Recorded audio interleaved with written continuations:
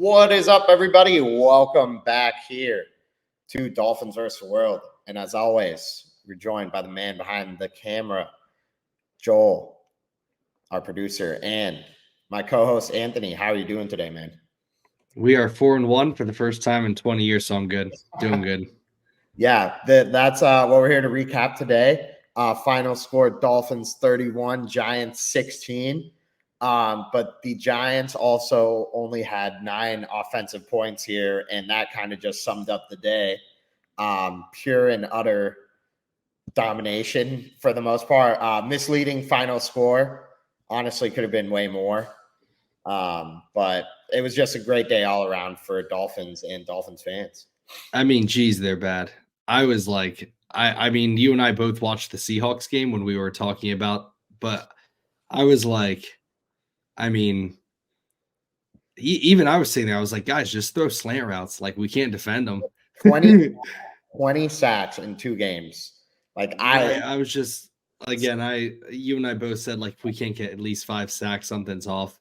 And the defense, again, they showed up, and I think Chris Kaufman of 3 yards per carry said this, and it's a really good perspective. Like, I wouldn't say the Dolphins defense is like bad, because normally, like, when you play a bad defense, it's a get right for the offense, and the Giants offense has been struggling, and they played our defense and they struggled like a lot. So I wouldn't say our defense is bad. I just think between the guys up front kind of getting bullied around at times, linebackers missing their assignments and holes and gaps, and then just a new defense, and quite honestly, maybe just not calling the defense to what you have on personnel wise. I think just when we play good defenses, we see that we're like we don't have the best personnel, but I wouldn't by any stretch of the imagination say we have a bad defense, because again, if we were a bad defense, then the Giants would have scored 31 like they did against the Cardinals. Like, the Giants could only score 9 points. And quite honestly, like, the 9 points that they scored, like, those drives were rough. It wasn't like there was any drive where they were just going down the field. Like, every drive they had seemed like, man, they're really labored right now. So anyway, just wanted to put that out there. No, totally. For me personally, though, I'll say this. I don't upgrade the Dolphins defense. Didn't have them like bottom 5 or anything, but these next 2 games, like, you can't upgrade them off this, because it's just 2 terrible offenses, like pathetic bottom 1 and 2 maybe offenses in the NFL. But again, they did exactly what they were supposed to do, what we said they should do. They went out and did it. And people are going to forget in a couple of weeks about the pick 6 being added to the score. So just something to keep in mind for the defense. Right. Yeah, they did fine. I was pleased with what they did from just being there. There's just times for the Giants, though, where like they just don't even block anyone. My God, man. Someone told me at the game, I don't remember who, but do you remember the Dolphins teams like ever being that bad offensively? Like, even at our worst, and I was kind of like, no, I don't think we had. I don't know. I mean, there were some games. I mean, you remember the games like with Joe Philbin and Adam Gase, where we'd play like the Saints or the Baltimore Ravens in London or in Baltimore, and like just get our asses whooped like 30-0.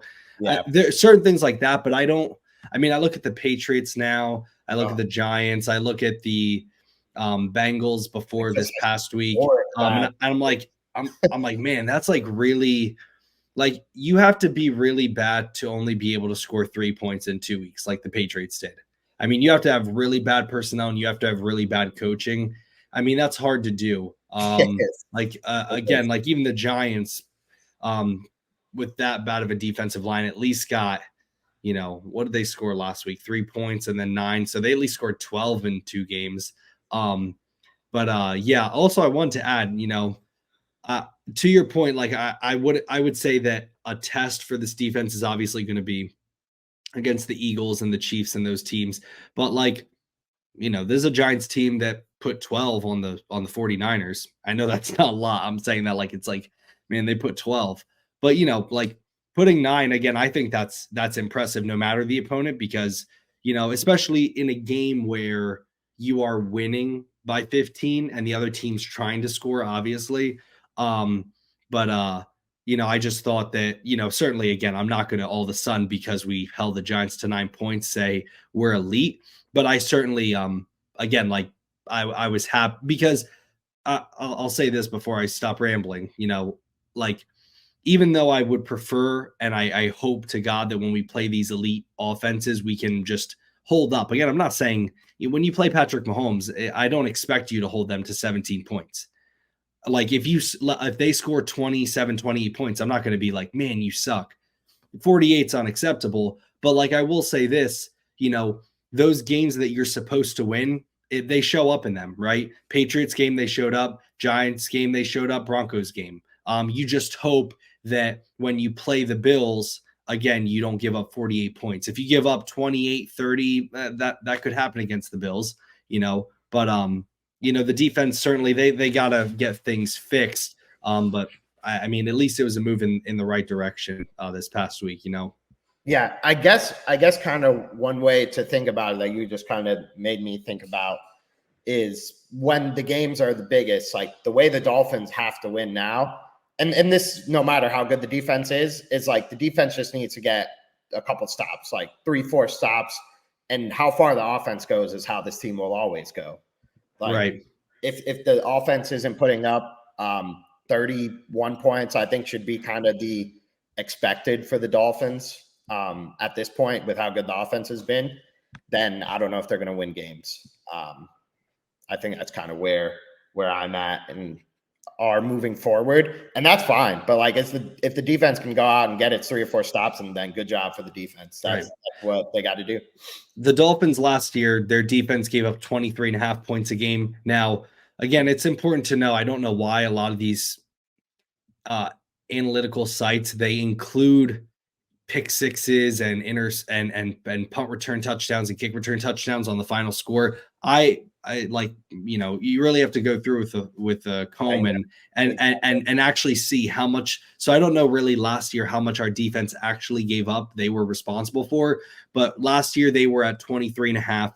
So, and I'm assuming it's probably not that high because of we gave up like a couple, I think, kickoff return touchdowns and stuff.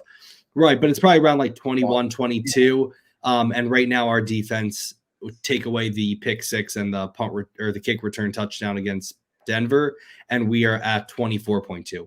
So again, we have to get better, obviously, or else we're just where we were last year. But I mean, it's not like we're giving up like 30, 40. We really just had a shootout in LA, and then against the Bills, that was just unacceptable. Plain and simple. We'll continue to see moving forward. It's going to be interesting to see how it develops over the course of the season. But yeah, I mean, after going into the bye week, I think we'll have a pretty clear image of what this defense will be.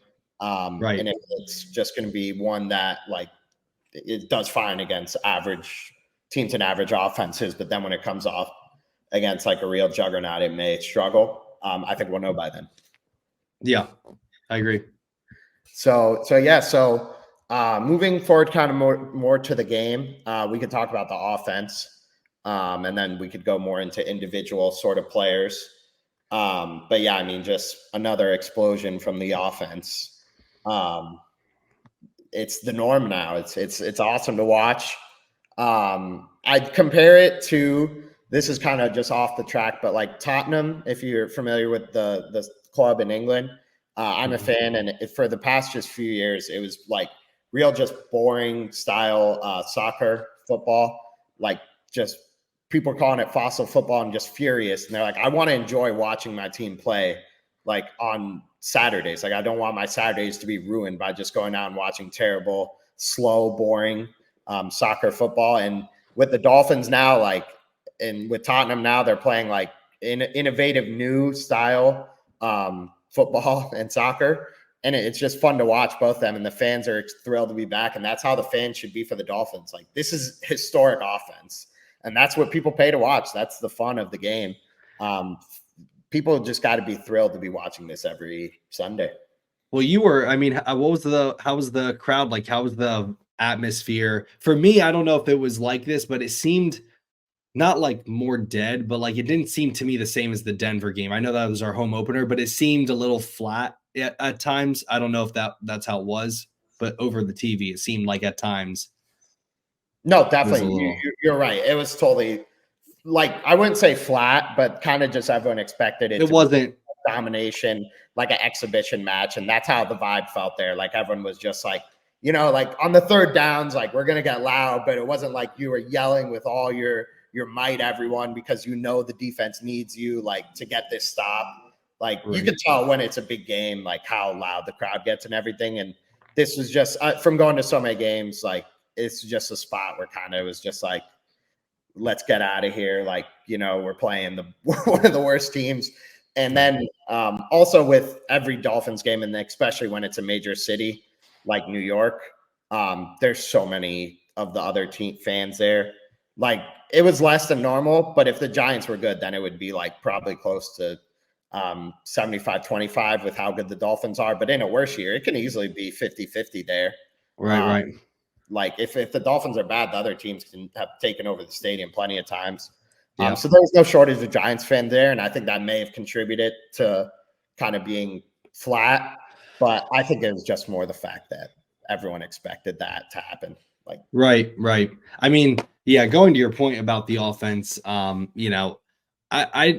don't think people truly grasp, we have a graphic, it's just a tweet of mine, not to promote my tweet or anything. It's just I kind of helped lay out like how historic this offense is because, it's crazy that as fans we're kind of like, that like not that we're not happy with the performance, but we definitely like knew it was sloppy, and we were like, man, that was like a sloppy performance. And we're talking about like over 500 yards of offense. Tua threw for over 300 yards. He only had 8 incompletions.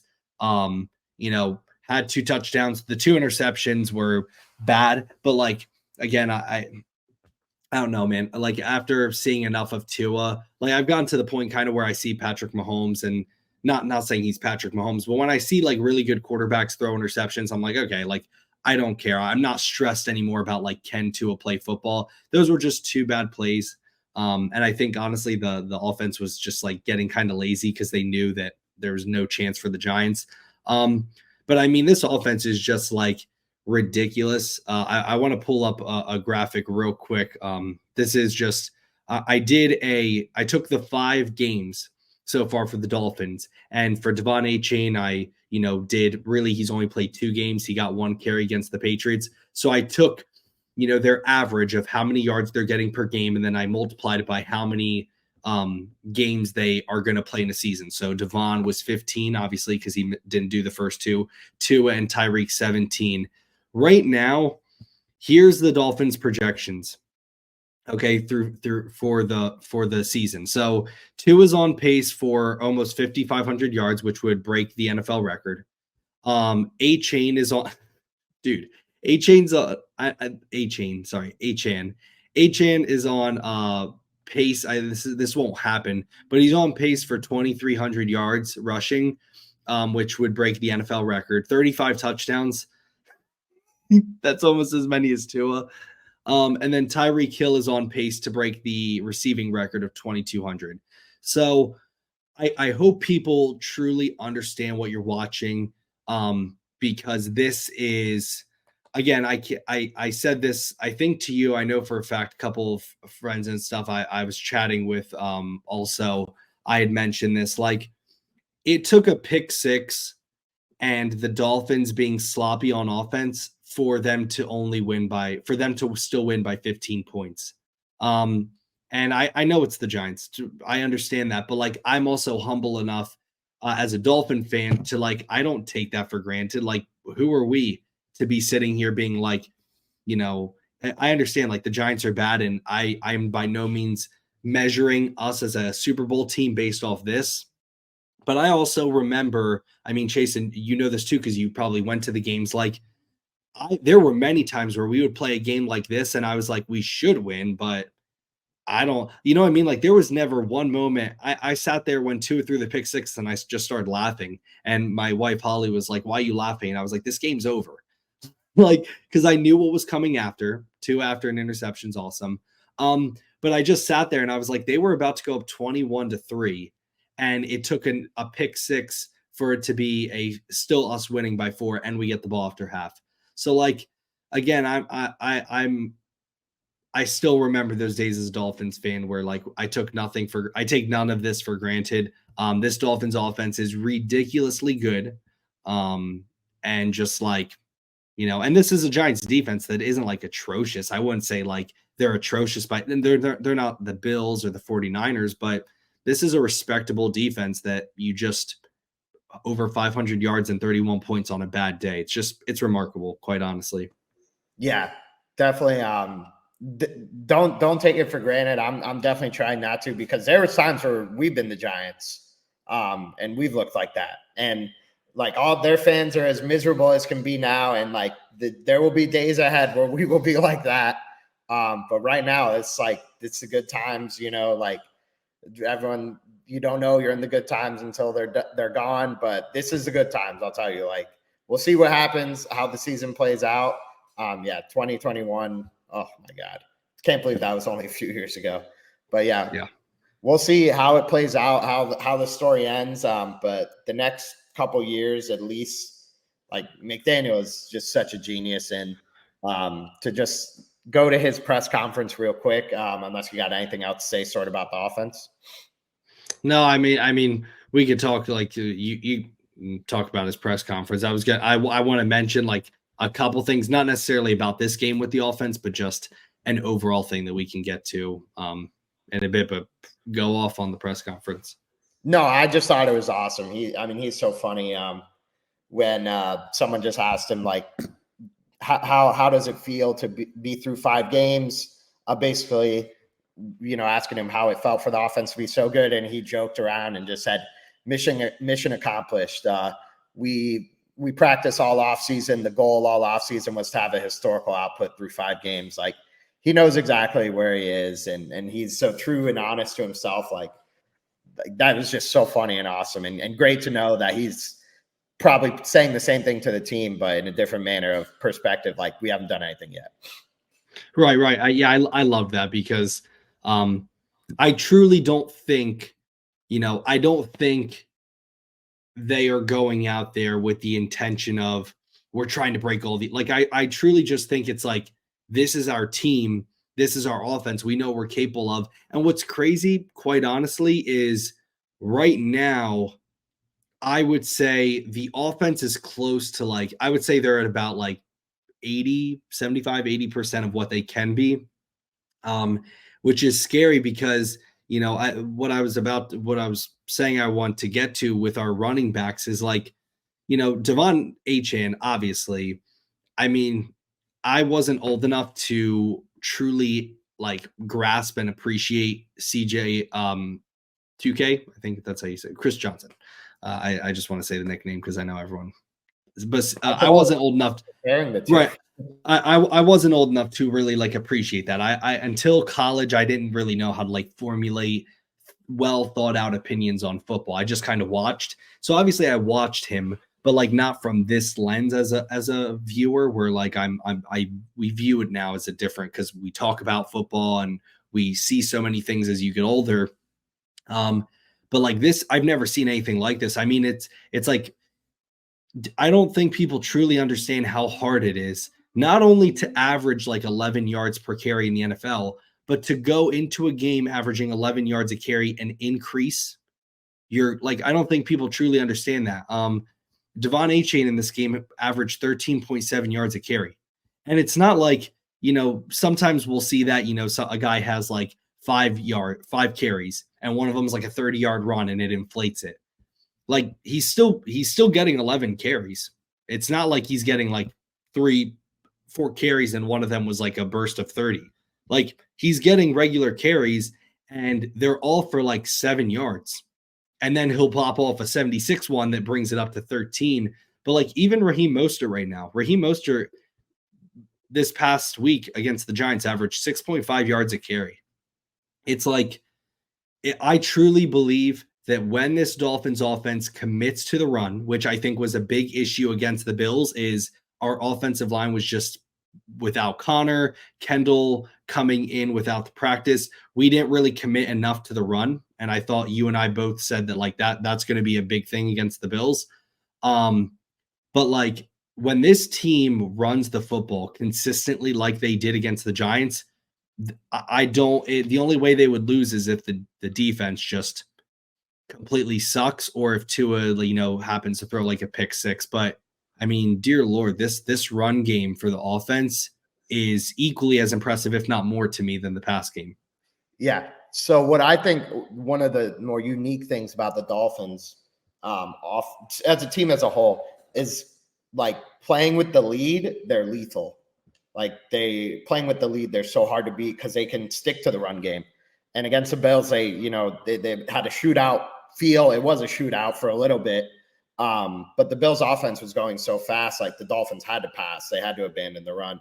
But yeah, playing with the lead, this team is so hard to come back on because the run game is just so explosive. And then they're also a team that can come back because the offense is so explosive in the pass game too. That's rare for a team. Like if you look at the Falcons, just for example, I'm not comparing Tua to Desmond Ridder or anything like that, please. A couple years ago, some people may have tried. We're comparing him to Zach Wilson and Mac Jones, and I think those people got a big dose of reality that a lot of people saw coming, but they didn't. But the Falcons can play good with the lead, but coming from behind, if they get down anything and Desmond Ridder has to throw, they're out of the game. They're done. The Seahawks the Vikings are a great team playing from behind, but they just cannot put away leads, like for the life of them. Whenever they have a lead, the other team comes back. That's why they play in so many one-score games, because they have no run game. Same thing with the Chargers. God knows how many one-score games the Chargers have played. Seems like it's every week. They just cannot put away leads no matter what they do, whether it's Brandon Staley making poor decisions, Justin Herbert not being able to close games. Who knows what it really is, but they're just a team that plays one way and they get out to a lead early and then they blow it. Right. The Dolphins are just so unique, man. It's so awesome. Right. I mean, it feels like, I'm curious your thoughts. Like it feels, it's like when, I compared them to the Chiefs because offensively, I mean, I don't think it's weird to put them in the same stratosphere as some of the elite offense. Like, again, they are the number one offense in NFL history right now. That's a fact. You can't debate it. But like, it kind of feels like if the Dolphins are ever up more than like 14 points, like when we went up 14-0, I was like, this game's over. That's why, like, when the pick six happened, I was like, this game's over. I don't know why we're sitting here. Like, unless he throws another one, which Tua never, again, that pick to Waddle was weird. I know he said that he didn't hit Connor Williams' helmet, but like I watched a video where he clearly did. So I don't know if that's just him. He doesn't normally like lie. He's pretty blunt and honest, Tua. But I don't know. That didn't seem normal to me. Like I was like, that's not a throw Tua's ever made. Like sometimes he'll like make weird throws. And I'm like, what were you thinking? Like the pick six, but the floater, I was like, that doesn't look normal. So I tend to lean that he hit his helmet, but it feels like this team, if we're ever up by like 14, I guess, unless we're going against like the Chiefs or maybe the Eagles, or obviously the Bills, which hopefully we could get a lead on them sometime. Right. But like, it kind of feels like this team, because of that run game, and because we have a defense that I think situationally has been really good so far this season, not necessarily in totality, but it kind of feels like once the Dolphins go up by more than 2 scores, it's game over. Not in game over, like just quit, but it seems like they always are firmly in control. You never feel worried like, oh man. And I think a lot of that has to do, with the defense too. Even though they haven't been good, I never, I think that is important, that when your offense does give you a lead, that you don't just go give it up right away. We saw that again against the Chargers, but 4 games, I know they weren't against great teams with the Broncos, Patriots, but it's like, it's still 4 times where you have to, or 3 times, I guess, where your defense has to show up. And quite honestly, Chase, like I look at last year, the 16th ranked defense in the NFL, which is halfway. Gave up 21.7 points per game. That's what the Dolphins defense needs to be. I don't think really this season we're going to be that, maybe it's kind of like the 2021 season where statistically I don't think we'll ever be there. Maybe in the later half of the season we'll start playing really well, but because of that lull in the first half, the stats are a little off. But quite honestly, with this offense, like if we give up, I firmly believe this. If we give up less than 21 points, we'll probably win most games, if not every game. I don't see this offense scoring less than 20, 21 points. I mean, the Bills game was like an anomaly. I don't think that will really happen. So really this defense doesn't even have to be elite. It just has to be like good. Yeah, if the defense can stay just league average, then totally, I think it's going to be a really tough team to beat because the Dolphins offense is the number one offense in the league. Is so much better than average. But the thing I feel like the defense kind of lacks, which you need in the playoffs, is like the big time playmaker. I guess honestly, it's been Andrew Van Ginkel. And maybe I just don't see him as that because he hasn't been able to do it, but he has been the big time playmaker for the time being. And so if maybe someone else can step up, because you need like a guy who could just put away a game. Like when it's the defense, they need a drive to keep going. Jalen Phillips, I guess, did that against the Chargers. Just need him back. Right. Yeah. But yeah, that's what I feel like the one thing we're lacking. Yeah. I mean, I think that this defensive line, to me, the front seven is like every game that I've watched the all 22 of, even this game against the Giants, our front seven is the biggest weakness of our team in general. It doesn't matter offense or defense. I know people say secondary. I know that like Cater got abused last week.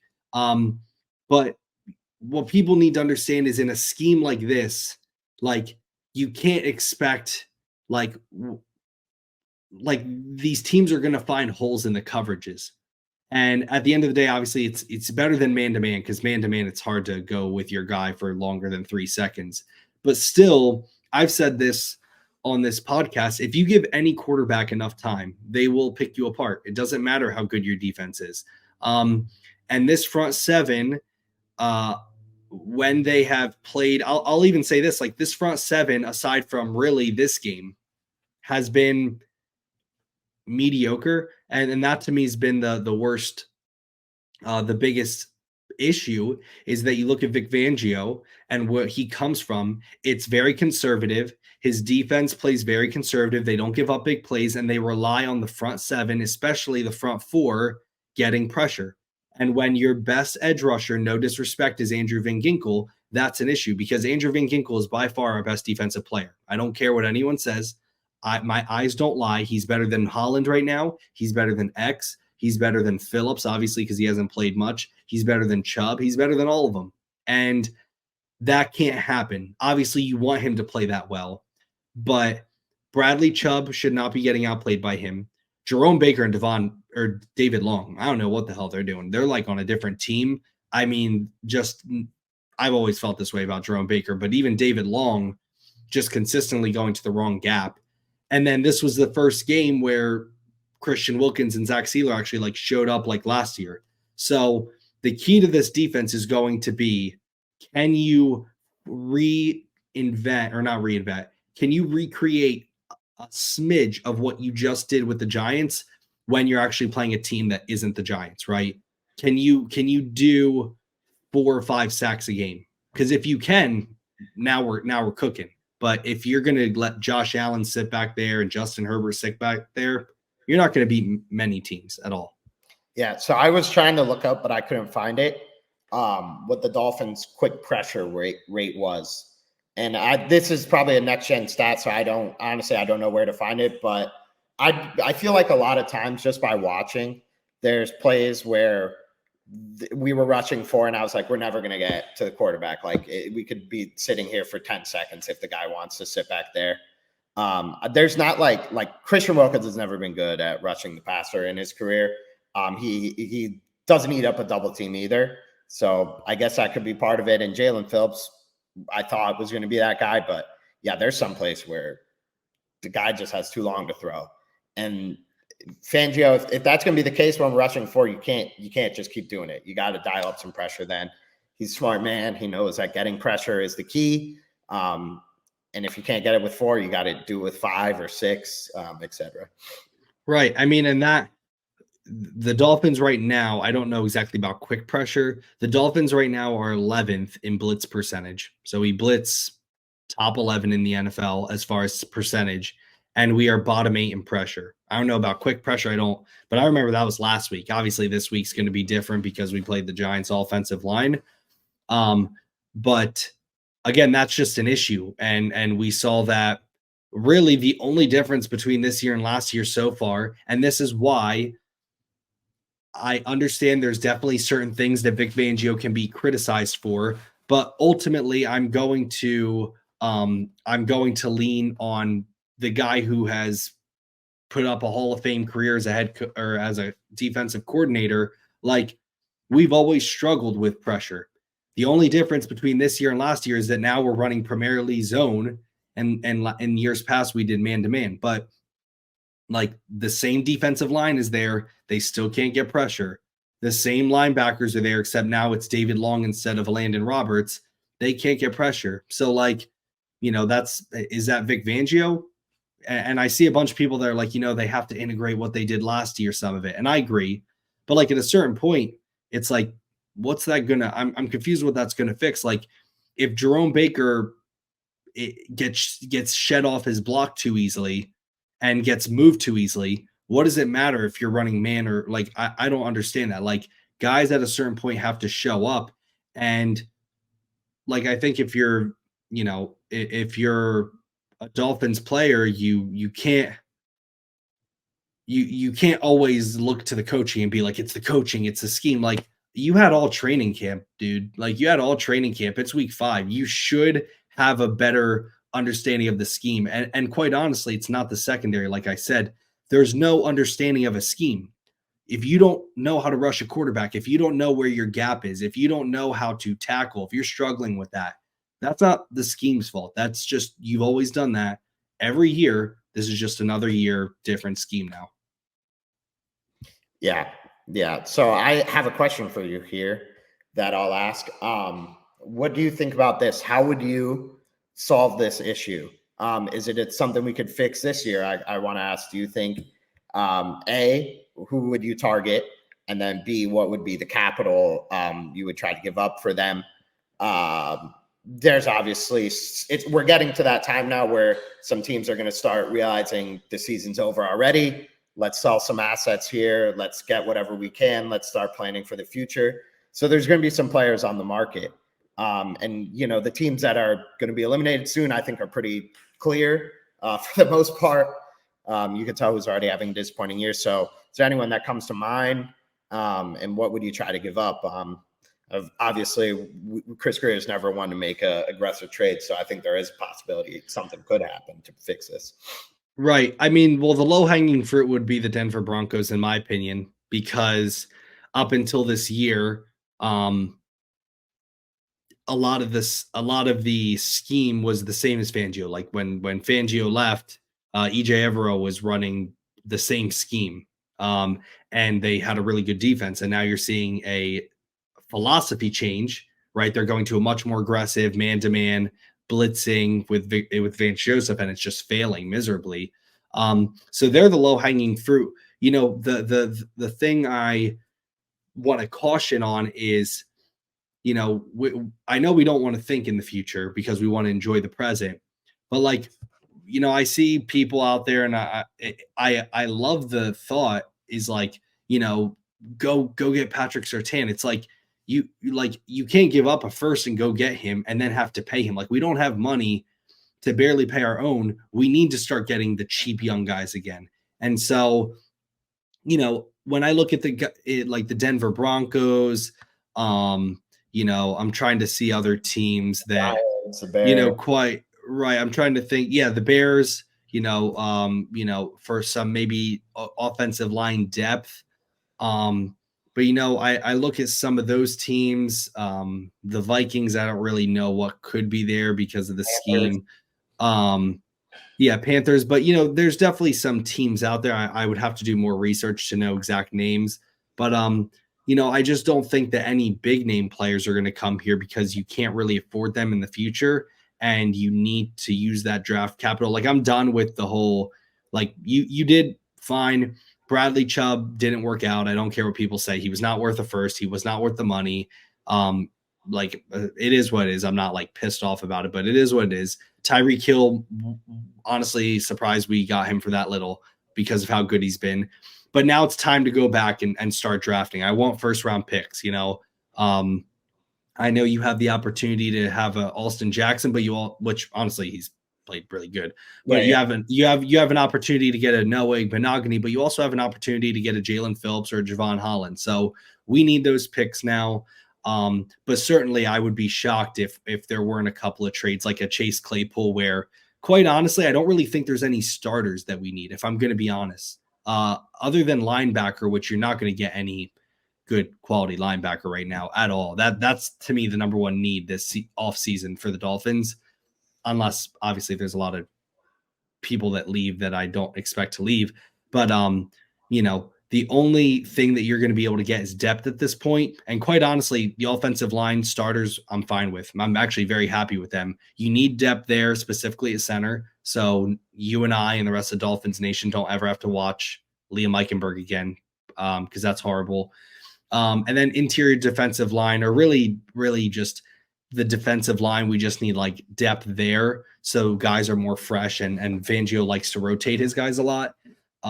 So yeah, like what do you think? I don't see any big names happening, nor would I honestly do it, to be honest with you. Gotcha. Yeah, I agree. I think the going depth would be the more logical route. I'm kind of just trying to just get crazy or put on a tinfoil hat. I think there is some interesting cap gymnastics you could kind of do just looking here. I think if you want to make a trade, Emmanuel Ogbah could be a piece, and that frees up a lot of money, as well as Cedric Wilson. I think those are two pieces you could put in a trade that are getting paid a lot of money that do still have some value. And if you want to make a trade and send them the other way to free up some cap, I don't see why a team that's already out of it and is playing for a first pick wouldn't do that. A good move for your fans. Looks like you're still trying. But you just basically eat some salary and for a better pick to acquire some assets. We give you a player and then you give us something in return. Kind of speculating. What do you think about that? And then I'll throw out some names for players. Well, I mean, Cedric I would do, because just with Claypool now, although Cedric had more receiving yards than Jalen Waddle, which was weird. I don't think that'll ever happen again. But Emmanuel Ogbah, like, I get it. And I agree. Like, if you could trade him and get that cap off the books, but at the same time, like, I don't know. Like, I think the loss of him, I don't know what addition you could make from trading him that would tip the scale much more in a good direction than losing him, if that makes sense.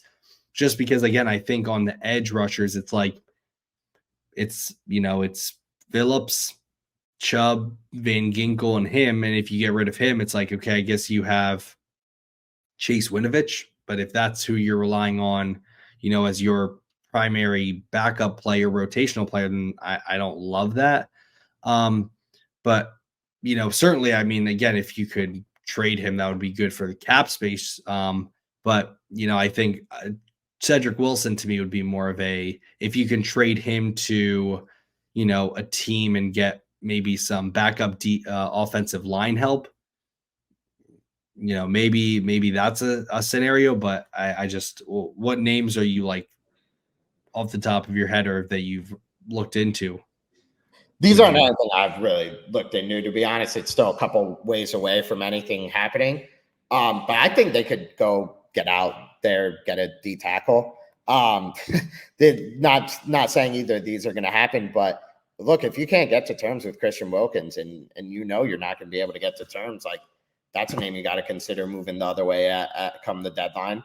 If you could get someone under contract, and I don't want to do that. Christian Wilkins is a great Dolphin, but if terms can't be reached, they can't be reached. And then why not move him for an asset now? And then just some names. I know Brian Burns for the Carolina Panthers is a name people have been throwing out there. This is one I don't think is going to happen because they're still in it, and also it's just not going to happen because there's too many moving cogs. But wouldn't it be nice to see Aaron Donald in a Dolphins uniform? That'd make this defense, that would turn this defense around. I would not have any questions about the front four getting pressure at that point. Yeah, I mean, I thought that was honestly a realistic possibility until the season started because the Rams, I think, have surprised a lot of people. But I thought them, the Saints. Honestly, what are the Saints? Are the Saints? They just beat the Patriots. I mean, they maybe if they play the Patriots. I mean, that's not saying a lot, but yeah, I know what you mean. But yeah, in the NFC, it's pretty open too, other than like the top two with the 49ers and Eagles. So, they obviously have offensive line depth that I would, take for sure. Aaron Donald, I thought, again, until the season started, I thought that was a real possibility. I don't see us trading Christian Wilkins, even though I'd be shocked, not shocked. I shouldn't go that far. I would be I'm leaning towards him. This is his last season here. And the reason for that is because unless he's willing to take significantly more, but also if I'm going to be honest with you, after this season, I've kind of gotten to the point where I'm like, I don't even know like how much I would want to pay him, to be honest with you. If I'm like just keeping it real right now, like even like 16 million, which that's what I originally was. I was saying give him 15, 16. If Sealer got 11, 12, because he's not much better than Sealer. He's better, but not much. And honestly, right now, he's not better at all.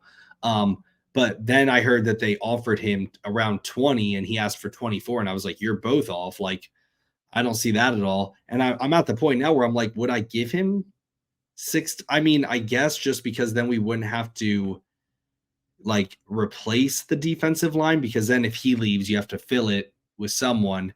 But like, I don't know. Like if he's wanting anything close to 20, I wouldn't. If I was the Dolphins, like, would you give Christian Wilkins right now 18, 20 million? I wouldn't. No, I wouldn't even do that. And to your point about the 16, I was kind of just watching and thinking like he may be. I mean, he's fine, but like the run defense hasn't been great since he's been here. And I don't think that's going to change. Like he's not impactful enough that you're like, we have to stick with this guy for another 6 years. Well, and the tag is 22 or something like that, I think. So like, it's tough, man. I don't know. I was chatting with someone, we were chatting today and he was saying I agree. I think that this defense is going to be like a complete remake in the offseason. It might be. X gone. Jerome Baker gone. David Long, quite honestly, probably gone. Christian Wilkins, if he priced himself out, gone. I'm serious. Like I look at this defense and I'd be shocked if 80% contract as well. Well, Andrew Van Ginkel, I'm like that. Him and Connor Williams need to be done now, and this is something that Reason talked about on his show. That like those are priorities. Connor Williams is a priority right now. Andrew Van Ginkel is a priority. If you can get Andrew Van Ginkel for, let's just say 2 years, 12 million, I think like, I don't know what he's what is Andrew Van Ginkel making right now? I don't even know, I'm up here. It's yeah. Like right now he's making $2.5 million a year. So I'm sure if you offered him double that, if you offered him 2 years, 12 million, just say half of it's guaranteed, just make like 6 to 8 of it fully guaranteed at signing. Like that's what I'm saying. Why would you not do that right now? But yeah, I think this defense is going to have a severe makeover in the offseason. I don't even know where we were. We were just talking about Christian Wilkins. Yeah. Just like, I don't think they're going to trade him just because, again, kind of like the Emmanuel Ogbah. Yes. Is it that, it could make sense, but also at the same point, is anything you would gain from him going to help you that much more this year, where it's like a scale? How much would it impact you in a bad way? How much would it impact you in a positive way? And when I look at it, trading Christian Wilkins would massively hurt your defensive line, because even though he hasn't been great, what's below him is not good. And then like better, it's like nothing this season. It's like, yeah, you might get like a first or a second maybe, but I don't think anyone's going to give that for him. I don't right now for like a player. And Right. So honestly, just Great. let him walk and get a 3rd round pick in the Yeah, that's true. offseason. And with the 3rd, again, now we're talking maybe you use a 3rd and something to move up in the 1st and really go get your linebacker, or move up, use that 3rd to move up in the 2nd and go get a defensive tackle that's there that you really like or It's something. not an offensive lineman in the beginning of the 2nd round. Right. Or say, Only a do, Michelberg. right. I don't think that would ever happen with this. I can't wait to see what this staff does on the offensive line when they actually get their chance to do it. Because right now they're working with all of the Chris Greer Flores people. They're not working with any of the people they want. And quite honestly, everything they have touched in offense since they've gotten here in the draft or in free agency has pretty much turned to gold. Tyreek Hill, Cedric Wilson's the only one. And honestly, Cedric Wilson was Chase Edmonds, yeah. But yeah, I'm talking like big things like Devon Achane, Eric Ezukama, which had the injury, which again, I'm talking about like production, like he looked like he was going to be good. Tyreek Hill, Jalen Waddle, Tua. So I'm curious. I can't wait to see what they do in the draft on the offensive line, because I think if there's going to be a group to fix it, it's McDaniel and Frank Smith and all of them. So yeah, and credit to the O-line. I've always been a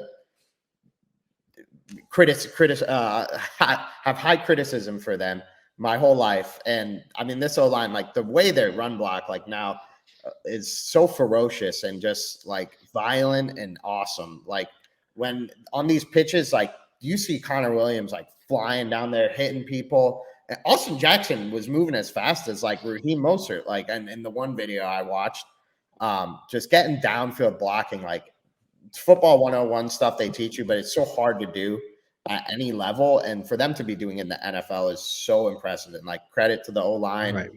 the staff, Mike McDaniel, like it's awesome. Yeah, the offensive line, this is the first year since 2016 where I actually say like the offensive line like is good. And I know that's weird to say, and there's going to be a lot of people out there that are like, it's not the Eagles. And it's like, okay, dude, like, yeah, the Eagles is the greatest offensive line maybe ever. But like Austin Jackson's like good. And that's weird to say. Like I'm like actually watching film and I'm like, wait, damn, like, holy crap. Is he pancaking Joey Bosa? Yeah. Is he really down the field pancaking guys during a Devon H? Like he's playing really well. Awesome. And quite honestly, Chase, we've seen through 5 weeks now, 4 of them have been really good play. The only time that was bad was when you lost your 2 best players, which I always say this to everyone. I see Omar Kelly, who honestly I've liked listening to a lot more lately. But Omar Kelly said, the offensive line, I don't feel comfortable with it because now that Teron's out, if one more injury happens, I'm not happy. It's like any offensive line. Yeah, if your 2 best offensive linemen go down, it's probably like not going to be that great. Unless you're the Eagles, where it's like they just are crapping out good offensive linemen at this point. So like, I mean, yeah, if Connor Williams goes down, obviously we saw, but like our offensive line right now is like good. In the pass game, it's like average, above average, but in the run game, like I don't really think there's a better running team in football other than the 49ers right now. And then the Eagles, but that's not because of design, it's just because of talent. But like, yeah, this offensive line, I mean, Butch Berry has just like shocked me, quite honestly. I mean, lock that guy down if you can too for maybe another year or two. Because again, with him, Arthur Smith, Mike McDaniel, I would love to see what they're able to pull in the offensive line in the draft. Yeah, it's just been fun, honestly. Like anywhere you look on the team, for the most part, you can find positives, which is hard to say with the Dolphins. You find negatives too, and we've talked about them. But I'm just thrilled and excited to watch more. This week as well should be another, not to be rude, but exhibition match, basically. A couple of last closing things. And from Mike McDaniel's press conference, we talked about a little earlier, but it's just refreshing to see a coach be entertaining. Like his press conference, they aren't like must-watch TV or anything, but there's always like a clip or two that comes out, and you could always watch it, and it's fun. anything injury wise, that was kind of touched upon. Devon A-Chain, I think he's fine. Yeah, he came back in the game. There was like a rumor that like he is like severely injured. He came back in the game. I think it'll be one of those things where he's like, what? He's gotten to that point now where it's like, what more do you want to see from him? Like he's like incredible. Like honestly, just let him sit for a little, limit him, get him healthy. And quite honestly, with how Raheem's playing, like Raheem has kind of been overshadowed. But if Raheem right now was our running back averaging 6.5 yards a carry, we'd all be like, man.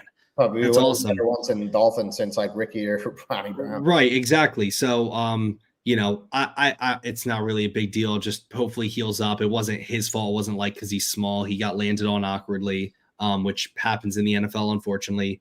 But this week, against the Panthers, again, I had a kind of a heated argument with a Bills fan today on Twitter because he was saying like, the Dolphins are playing like crap opponents, essentially. I was like, first of all, same schedule as you, other than like 2 games. Second off, me personally, I don't know about other people. I know you're the same. I didn't take it away from the Bills. Like, yeah, you beat crap teams, but you like destroyed them and you kicked our ass. So clearly it wasn't a fluke.